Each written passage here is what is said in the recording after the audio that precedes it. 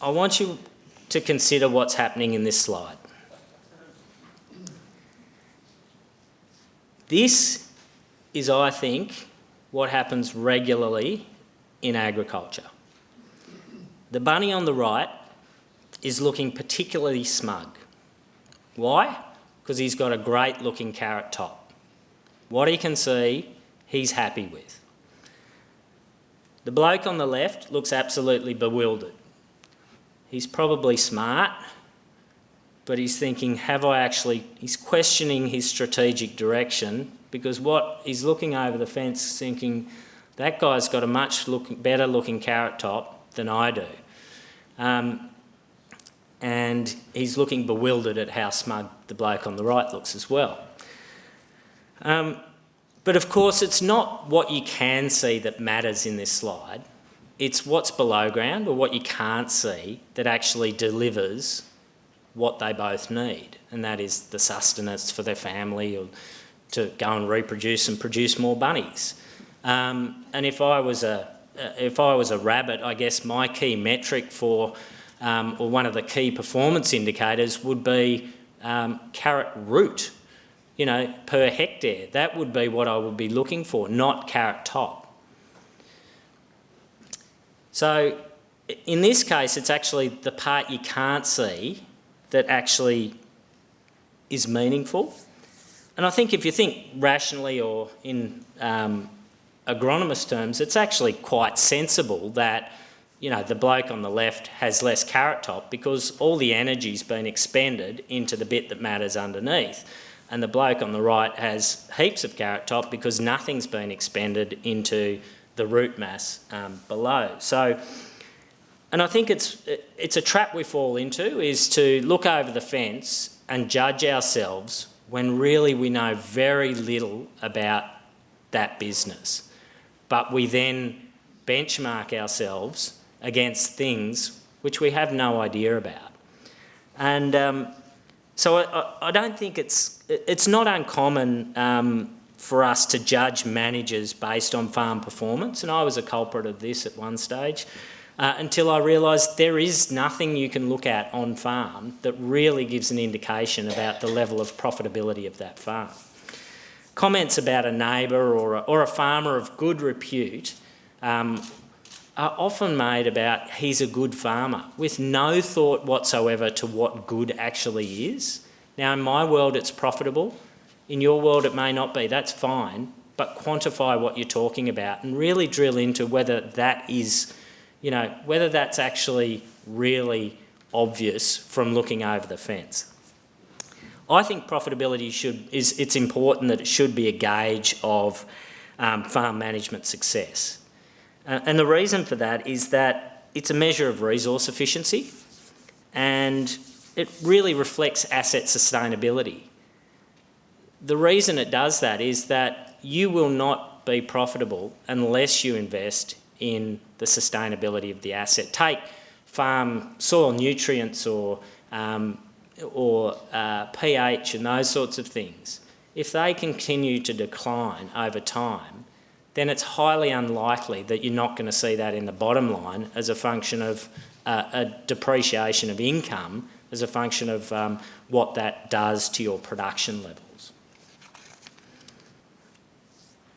I've included this slide because it reinforces a point that there is one common attribute shared by the most profitable beef producers, and that is they are focused on profit.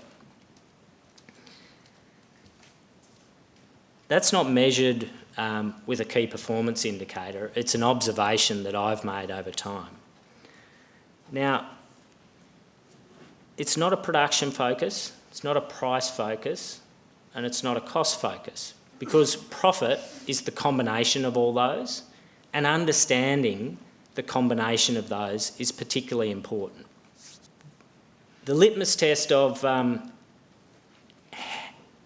your desire to be profitable is what you're prepared to change on farm. My experience is that regardless of the strength of the paradigm of the most profitable, they will find a way to change if they buy in to the fact that it's going to generate them more profitability. So think about whether you actually put up hurdles or whether you can find a way to make it happen, provided you buy in. Now, you've got to buy into the profitability argument. And if you don't, that's fine. If you're there for lifestyle or any other reason, I don't have a problem with that. But understand what your goal is from the outset. And if that's your goal, understand that you will have to overcome some obstacles, and there will be periods when your business doesn't look picture perfect, but they're the compromises that you're going to have to make to get to the end game. Okay, so I've covered a bit about the benchmarking and I've covered a bit about the mentality. I now want to go on to what the common features are of the most profitable farms. And there's only three. The first one is high levels of feed utilisation. The second one is fit animals that are healthy, and that's important. I'll talk about why that's important. And the third one is low-cost structures. So they are the three features that are common between the best producers in our data set. A lot of those other things vary because they've got different systems in different locations, and they may have a stronger focus on production or a stronger focus on their cost structure, which is all still gets them to the end game, but they vary a lot. The one thing that doesn't change is feed utilisation. In order to achieve high levels of feed utilisation, my view is that it's critical to understand this thing. This thing is a feed curve. Now, this has been generated using pastures from space. Can you just show of hands, anyone know what pastures from space is? Yep, good. At least half of the audience does. For those of you that don't know, just Google pastures from space and you'll get a great tool that is freely available to you. Now, what that tool does is it takes satellite imagery on 6 hectare grids, and it turns the colour or the brightness of the colour using an algorithm into pasture growth rates, which I think is really useful. So what I've got here is a pasture growth rate for the Albury area. And this pasture growth rate, so along the bottom axis is the months of the year, and along the side axis is pasture growth rate in kilograms per hectare per day, running from 0 to 60. There are some really important features of this graph that are absolutely critical to you achieving high levels of feed utilisation. And the first is understanding when the peaks and troughs occur. Now, you may say this is no surprise to me, that the trough occurs in June, July, August, and the peak occurs in October, November.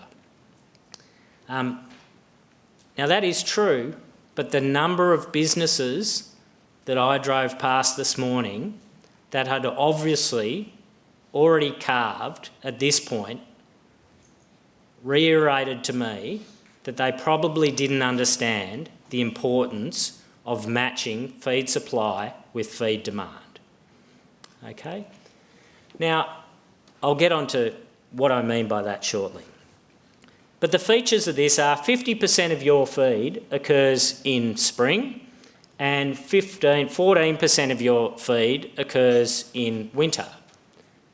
That says to me that I need a system that consumes a lot of feed in spring when my surplus occurs and not much in winter. And fortunately, you can do that with beef production. You can do that there's a couple of key criteria to achieving high feed utilisation. So I'm really talking about setting up your system to match this thing. And when I'm talking about setting up your system or having a sensible system, really what I'm talking about is three key issues. The first is you need low mid-winter consumption per cow. So to me, calving in June isn't going to deliver that for you. The next thing you need is a calving date that coincides with a period when feed quantity is on the increase. So around here, that spells, August at the earliest, in my view, and September from that point on. There will be a limit to how late you can go, because the third component is the time of turn-off. And the time of turn-off, in my view, should occur before the point of when feed quality declines. Now, this is not a feed quality graph, it's a feed quantity graph. But I think it can tell us a little about feed quality. And what it tells me about feed quality is that feed growth rates are increasing for a point and then they're decreasing. Well, that indicates to me that it's likely that feed quality is going to be declining in this area around December. So I would say trading stock off by December is an important feature. And don't forget, I am talking about per hectare returns, not per head. So they are the features of highly profitable or highly profitable businesses, is all about systems. Now, what that does, if you do those three things, it actually means you can run more livestock. And so that's critical in your businesses, is understanding that setting up your system, the strategic part of your business, is absolutely critical to A, improving feed utilisation, but B, meaning you can run more numbers. And I'll talk to that shortly on the next slide. This is the impact of systems on resource use. All I've done here, along the left-hand axis of this graph is DSEs, and along the bottom axis is the months of the year again.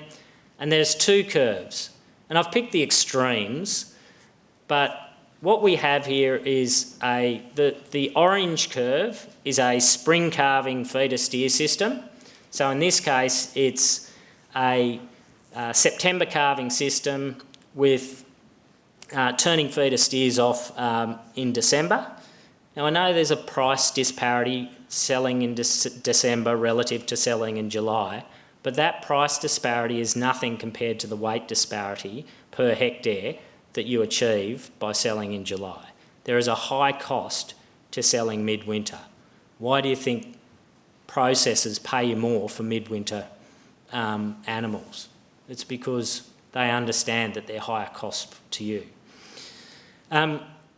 So the point about this slide really is that one of those, if you think back to our previous slide, only one of those two systems actually does a good job at matching feed supply with feed demand. And in my view, that's the orange line. You know, it picks up all that feed that wasn't consumed that isn't consumed by the blue line through that spring period when 50% of your growth is. It uses a bit of the feed going into summer, and that's because you've got your weaners still on mum. And then it drops away for the remainder of the year to a point where the remainder of the year, that is the point where you want the low patch in your system. So why does that occur from that system relative to an autumn calving system? Well, the reason is that with the autumn calving system, remember our first rule, low midwinter feed consumption per cow. Well, if you've got a calf at foot, do you have low midwinter feed consumption per cow and follower? No, you don't. So when in that system you've got a cow with a calf at foot, and you'll have your heifers from the preceding year, and relative to effectively a dry cow and your weaners running through. So you can actually run less of them in the blue line relative to the orange line. And that is exactly the same if you pull your calving date forward from, August or September to June or July. You'll be running 20% less cows. Now, I'm sure we're going to have the argument and everyone will tell me, yep, but I get 2 months extra weight in my calves if I calve in June or July. Well, that is true, but your per hectare kilograms of beef that you produce will be lower. So the marginal cost is higher than the marginal benefit. Within any locality, the more profitable farms generate more production per hectare per 100 mils, and they generate more production per kilo of feed or per tonne of feed produced. Why is that important? Well, it's important because it's about resource efficiency. So this slide demonstrates the extent to which the most profitable producers generate production relative to the average. Okay? Now, this slide shows that the best, and by the best I'm talking about the most profitable, generate 30 kilograms of beef per tonne produced. Okay? So in this part of the world, we're looking at around 7 tonnes of feed produced annually. At 30 kilos is 210 kilos of beef per hectare. The average sit on about 20 kilos of feed per tonne produced. So they produce about 140 kilos on average for this part of the world. Why is that important? Well, really it's about resource efficiency. The best didn't do it through growing more grass. The best did it through eating more of what they had. There is no reason that the rest can't achieve that, other than you need specific management skills and you need to be aware of how to manage the risk in the downside, which is what I'll talk about next. Incidentally, if you take this through to, your asset base, the most profitable producers have a land value sitting at around $220 per DSE, where the average have a land value of $350 per DSE. Now that's not because their land is significantly worse. What it is because they stock it at a higher level. So they get greater resource use, they get greater use of the resource, and they have a lower value per DSE. It's a sensible business strategy for ensuring high levels of profitability. So I'm going to talk now about the tools that I think are absolutely critical in achieving those high levels of profitability. So the first step, if we think back to the start of the presentation, the first step I think that's absolutely critical is knowing where you are on that continuum. I said that the average generate around 3% return on assets and the top 20% generate 6%. So that $30,000 is a 3% difference in return on assets. Now, you could argue that you're all top 20% producers, so the gains for you are far lower. That may well be the case. Or you could all be bottom 20% producers, in which case you would have $60,000 to gain out of improving what you do. It doesn't matter where you sit on that continuum. What matters is identifying where you are so that you can identify how much there is to gain. And the tools for doing that, I think there's some great tools out there. Cost of production's a good starting point. I don't think it provides adequate detail when you're getting into the detail about what the financial performance of your business is, and really digging into some of the metrics, the production metrics that you really need to understand to identify what you can change. And I think benchmarking is a great way of actually identifying what those opportunities are. But there's plenty of opportunity out there to really understand where the opportunities are within your business. But the first thing is knowing that you have to measure it. That is critical. Some of the other tools that I think are particularly important are feed budgeting. I mean, this is probably the biggest revelation to me in terms of actually getting implementation of the strategies, is that how important feed budgeting is. Now, feed budgeting is just, I guess it's a combination of understanding how much feed you have across your farm at any one point in time. It's then important to know what the feed growth rates are for your business, and that will change based on what the relative percentage of different types of pasture you have across your farm. What's the level of utilisation across the farm, and across the year? At the moment, my guess is we're getting about 70% utilisation out of pastures because it's midwinter. In summer, I think it's as low as 40 to 50% because we've got 3 tonnes of feed, and they walk through it and defecate on it and urinate on it, and we have very low levels of utilisation.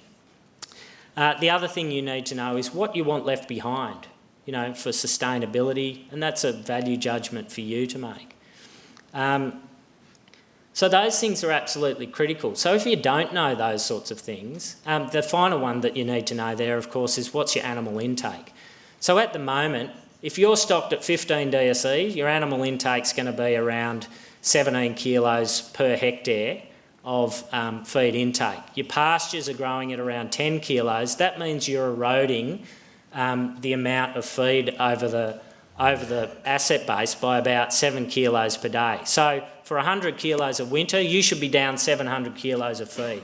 That's the way you need to start thinking to really value feed budgeting and to really achieve the levels of feed utilisation that are required. So I think feed budgeting is a real potential winner for you. And personally, one of the issues with feed budgeting is that you really have to understand how to assess pastures. And my message to MLA and others in the investment space today is I don't think we've got great tools for assessing what we've got. There's not enough cuts you can do to be really accurate, and people don't want to be doing cuts. The issues with the devices that we use are that there's too much variability around between seasons. So I think there's huge gains. When we come across that device that can measure biomass, we're up for some huge gains within the industry. The final two things I'm going to deliver today are that animal fitness and animal health is really important, okay? When you start pushing up stocking rates and when you get to feed utilisation rates that are high, you will put pressure on the system. So you have to be proactive about how you manage that. And I think the best way of doing that is ensuring that you're proactive rather than reactive and strategic about the treatments that you do.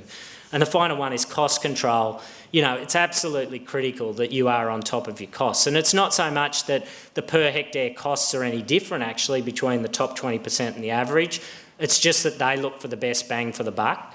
So they know investment analysis and they'll only pursue those investments that generate them high rates of return. Okay, so some of the tools available to you are things like this, which are the Pastures from Space tool and the MLA Pasture Growth Outlook tool. I think those two tools are absolutely critical in assisting you with feed budgeting. So I'm going to wrap it up there. Look, I really appreciate your investment of time today because I know it is valuable to you. Hopefully I've delivered some value to you.